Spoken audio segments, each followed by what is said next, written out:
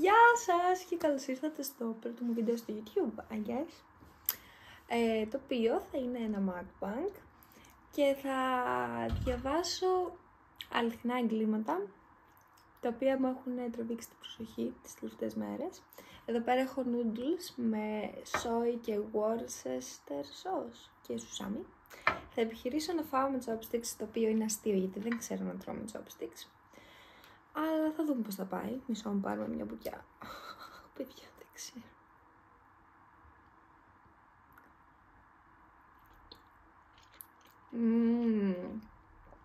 Πολύ ωραία. Λοιπόν, πάμε να ξεκινήσουμε με τις ιστορίες μας. Λοιπόν, η πρώτη ιστορία είναι τα δηλητηριασμένα τηγανόψωμα. Οπότε, πάμε να τη διαβάσουμε. Το ημερολόγιο έδειχνε 18 Ιανουαρίου του 1992, όταν 7 άτομα από την ίδια γειτονιά μεταφέρονται στο Γενικό Κρατικό Νοσοκομείο Πειραιά και στο νοσοκομείο Μεταξά σε κρίσιμη κατάσταση λόγω βαρύτατης τροφικής δηλητηρίασης.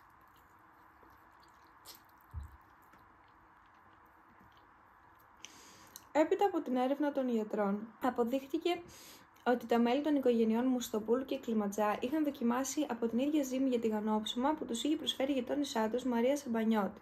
Δηλητηριασμένη ήταν ο 60χρονος Θόδωρος Μουστόπουλος, η σύζυγός του Ελένη και ο 33χρονος γιος του Κώστας, όπως επίσης η 46χρονη Ειρήνη Κλιματζά και ο 24χρονος γιος της Αντώνης, ενώ σε κρίσιμη κατάσταση μεταφέρθηκαν επίσης δύο αλλοδαποί επισκέπτες στην οικία Μουστοπούλου, η Γιάννης και Σουλτάν Μουραπτάνιεφ.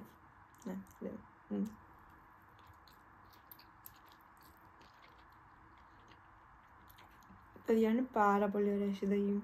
Αν κάποιος θέλει.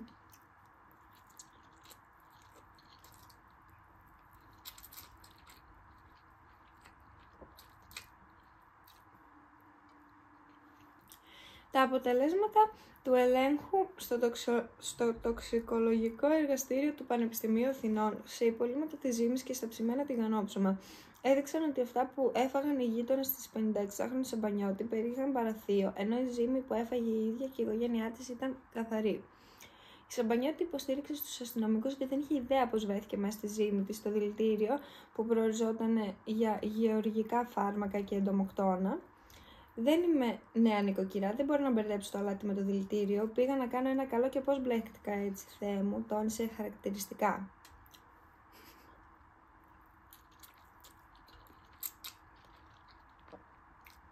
Όλος ο παραδόξος, τα καταφέρνουμε με τα chopsticks. Καλά, όχι ότι τα κρατάω καλά.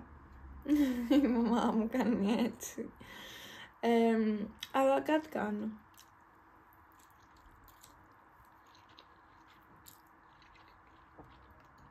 Πολύ ωραία. Έπειτα από την έρευνα των αστυνομικών, αποδείχθηκε ότι η Σαμπανιώτη είχε κίνητρο για αυτή την πράξη. Συγκεκριμένα ήθελε να παντρέψει τις κόρες της με τον Κώστα Μουστόπουλο και τον Αντώνη Κλιματζά, όμως εκείνοι αρνήθηκαν και αποφάσισαν να τους τιμωρήσει με αυτόν τον τρόπο. Η ίδια η Μαρία Σαμπανιώτη αρνήθηκε όλες τις κατηγορίες, υποστηρίζοντας ότι κάποιος άλλος έριξε το δηλητήριο στη ζύμη. Η κόρη μου ζήτησε να πάμε στα μαγαζιά για να μην χαλάσει το ζυμάρι, το πήγα εγώ στην οικογενειακή μας φίλη Ελένη Μουστοπούλου, και το υπόλοιπο ζυμάρι το πήγα στην Ειρήνη Κλιματζά για να φτιάξει και εκείνη ψωμί, ισχυρίστηκε, ενώ άφησε αιχμές για μία γειτόνισά της, η οποία αποδείχθηκε πως βρισκόταν εκτός Αθήνας, αλλά και την κόρη της Ελισάβετ. Οι πράξεις της Μαρίας Σαμπανιώτη άφησαν πίσω τους 3 νεκρούς.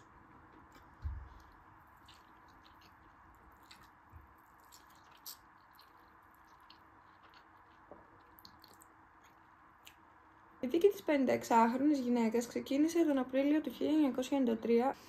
Η κατηγορούμενη, χωρίς σύγχρονες ηθικών αναστολών, δόρισε στην κυριολεξία το θάνατο και οδήγησε στον αφανισμό 2 οικογενειών. Πρόκειται για αδίστακτο άτομο, ιδιαίτερα επικίνδυνο για τη δημόσια ασφάλεια. Η Ελένη Σαμπανιώτη επανέλαβε στην απολογία της ότι κάποιος άλλος έριξε το δηλητήριο στη ζύμη. Ο Θεός είναι από πάνω και αν ψέματα να με κάψει. Λυπάμαι για τις ψυχούλες που έφυγαν, δεν τους έκανα κακό και με τις δύο οικογένειες είχα πάρα πολύ καλές σχέσεις. Τη ζύμη την είχα φτιάξει από το πρωί για να ψήσω ψωμί για την οικογένειά μου. Η κόρη μου ζήτησε να βγούμε για ψώνια για να μην χαλάσει το ζυμάρι. Σκέφτηκα να δώσω στην Ειρήνη Κλιματζά και την Ελένη Μουστοπούλου. Στο σπίτι είχε έρθει πιο νωρίς η γειτόνισά μου Αγάπη Κοασίδου. Όταν φύγαμε, κλείδωσα την πόρτα, γύρισα και τη βρήκα στο σπίτι. Είχε μπει από την πίσω πόρτα της κουζίνας, κρατούσε και μία νάιλον τσάντα. Μία φορά είχα πιει καφέ στο σπίτι της και έπαθα δηλητηρίαση. Μπορεί όμως να ήθελε να με δηλητηριάσει και ο ραβωνιαστικός της κόρης μου. Δεν τον ήθελα, ούτε κι αυτός με συμπαθούσε. Υποστήριξε.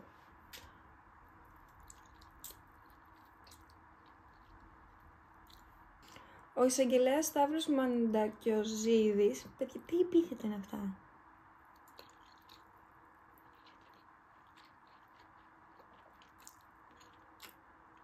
Δεν είχε την ίδια άποψη με την κατηγορουμένη. Την αγόρευσή του έλεγε. Μέσα στην ψυχή της έκρυβε μεγάλο μίσος. Προσπάθησε να εξολοθρεύσει και το έκανε 2 οικογένειες. Φαινομενικά μοιάζει αθώα. Αν αφηθεί ελεύθερη όμως, θα αποτελέσει μεγαλύτερο κίνδυνο από τον Ροχάμι.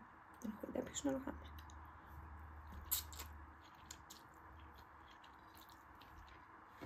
Ένα διάλειμμα.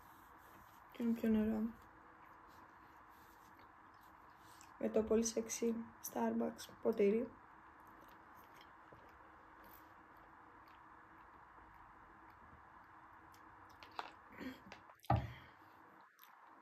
Το δικαστήριο θα ολοκληρωθεί στις 3 Μαΐου του 1993, κρίνοντας ένοχη την κατηγορουμένη, καταδικάζοντας την σε 3 φορές ισόβια και επιπλέον 25 χρόνια κάθριξη, με τη Σαμπανιώτη να επαναλαμβάνει την αθωότητά της και να ζητά τον ορό της αλήθειας. Η ποινή της γυναίκας με το τηγανόψωμα δεν άλλαξε ούτε στη δίκη σε 2ο βαθμό στο μεικτό ορκωτό εφετείο Αθηνών του 1997, αλλά ούτε και μετά την επανεκδίκαση της υπόθεσης στο εφετείο του 2000, με τη Μαρία Σαμπανιώτη να αποφυλακίζεται το 2011, έχοντας εκτίσει ποινή φυλάκισης 19 ετών για τη δολοφονία 3 ανθρώπων.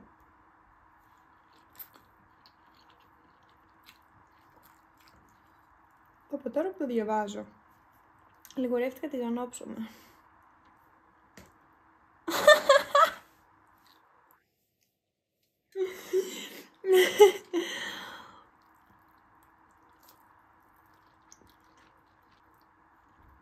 Παιδιά, δεν μπορώ να κοντρολάρω πόσο μπορώ να πάρω με αυτά τα chopsticks, οπότε excuse me για τις άθλιες μπουκές που παίρνω.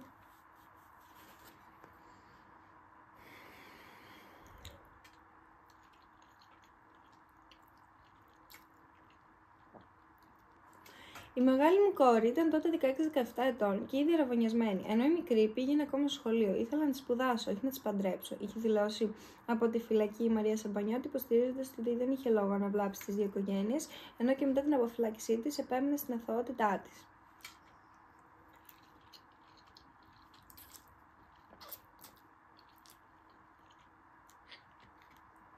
Αυτή ήταν η πρώτη ιστορία. Όχι και πολύ ανατριχιαστική. Αλλά θα περάσουμε στην επόμενη. Οπότε επέστρεψα και η επόμενη ιστορία είναι μια πολύ γνωστή ιστορία για τους σατανιστές της Παλίνης. Εγώ μέχρι πολύ πρόσφατα δεν την ήξερα και πολύ αναλυτικά, αλλά την άκουσα σε ένα podcast που ακούω και θα σας την αφηγηθώ. Ως σατανιστές της Παλίνης αποκαλούνται ως σήμερα μια εγκληματική ομάδα που έδρασε την περίοδο 1991 μέχρι το 1993 στην Παλίνη της Αττικής και είχε ως βασικά μέλη τους τον Ασημάκη Κατσούλα, τον Μάνο Δημητροκάλη και τη Δήμητρα Μαριέτη. Η ομάδα των σατανιστών πραγματοποιούσε τελετές μαύρης μαγείας, προσιλητίζοντας νεαρά παιδιά, κυρίως μαθητές λυκείου, υποσχόμενοι να τους μοιήσει στον σατανισμό, ενώ προχώρησε και σε 2 δολοφονίες της 14χρονης Δώρας Σιροπούλου και της 28χρονης Γαριφαλιάς Γιούργα. Τι επίθετα είναι αυτά? Το Δεκέμβριο του 1991, ο 19χρονος Ασημάκης Κατσούλας σύναψε σχέση με τη 15χρονη Δήμητρα Μαριέτη, η οποία του είχε εκμυστηρευτεί ότι εκείνη άρχισε να διαβάζει σχετικά βιβλία με τον σατανισμό. Οι δυο τους ξεκίνησαν να κάνουν τελετές μαύρης μαγείας, με την πρώτη να είναι στο σπίτι του Κατσούλα. Ο Κατσούλας περιγράφει τη μίση της Μαριέτης στον σατανισμό. Είχαμε απλώς στο δάπεδο ένα μαύρο πανί, στο οποίο ήταν ζωγραφισμένη η 5α και στις 5 άκρες είχαμε στερεώσει 5 μαύρα κεριά αναμένα. Η Δήμητρα στεκόταν γυμνή πάνω στη 5α και γύρω της ήταν τα κεριά, ενώ εγώ στεκόμουν όρθιος έξω από το πανί απέναντί της. Μετά πήρα στα χέρια μου μία λίμα που έμοιαζε με σπαθί και αφού πήρα το βιβλίο και το διάβασα κομμάτια από αυτό, ακούμπησα τη λίμα στο κεφάλι της και της είπα ότι από εκείνη τη στιγμή ήταν μοιημένη. Μετά με φίλησε και ντύθηκε. Λίγο αργότερα στην ομάδα θα ενταχθεί και ο Δημητροκάλης, ο οποίος διατηρούσε σχέση νωρίτερα με τη Μαριέτη. Η μίση του Δημητροκάλη θα πραγματοποιηθεί σε μια περιοχή του ημιτού στις τελετές που διοργάνωναν θα παρευρίσκονταν και άλλα παιδιά, κυρίως μαθητές λυκείου.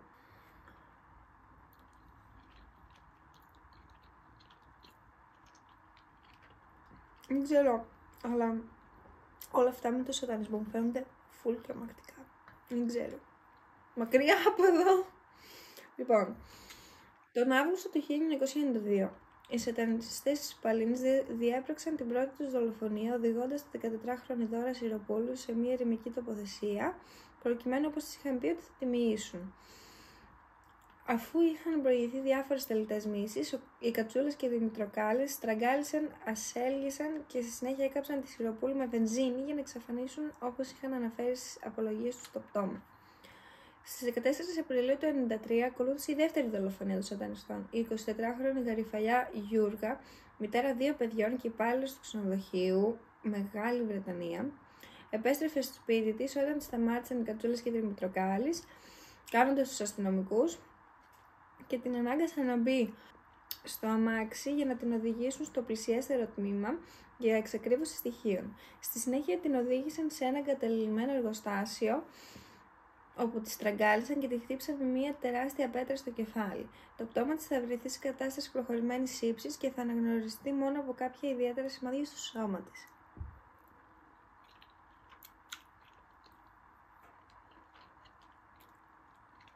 Εγώ να πω πώς γίνεται ο πρώην και ο νυν αυτινής να είναι φίλοι. Τέρμα weird. Το τέλος της εγκληματικής δράσης των σατανιστών συνέβη όταν ο Δημητροκάλης, νιώθοντας τύψεις για τις αποτρόπαιες και εγκληματικές πράξεις του, αποφάσισε να τις εξομολογηθεί σε έναν ιερέα, ο οποίος βρισκόταν στο σπίτι του τα Χριστούγεννα του 1993. Μια άλλη μέρα πήγε στις αστυνομικές αρχές και ομολόγησε. Την παραμονή της πρωτοχρονιάς συνελήφθησαν επισήμως και οι Κατσούλας, Δημητροκάλης και Μαριέτη και παραπέμφθηκαν στον εισαγγελέα, ο οποίος και άσκησε εναντίον τους ποινική δίωξη για σωρία κακουργηματικών πράξεων.